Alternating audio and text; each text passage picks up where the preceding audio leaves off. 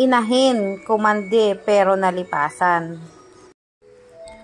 Yan, magandang hapon po mga mamshis. Ito pong aking inahin na ito, na si putol number 2 ay, iwinalay ko na po ang mga anak niya, matagal-tagal na. Pero yan po ay, siguro may 1 buwan na po ng pagkawalay. Pero siya po ay kumandi na. Ayan, ito po mga mamshis, ganyan na po kalalaki ang kanyang mga anak. Yan, mahigit 1 buwan na po siyang walay.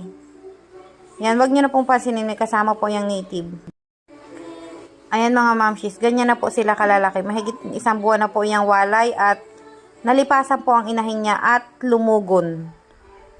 Dahil kunting-kunti lang po ang pagkakandi ng inahin ay hindi ko po agad napababhan at parang hindi masyadong kandi. Kaya ang inabot po ay lugon. Pero napakain ko po yan ng breeder dati.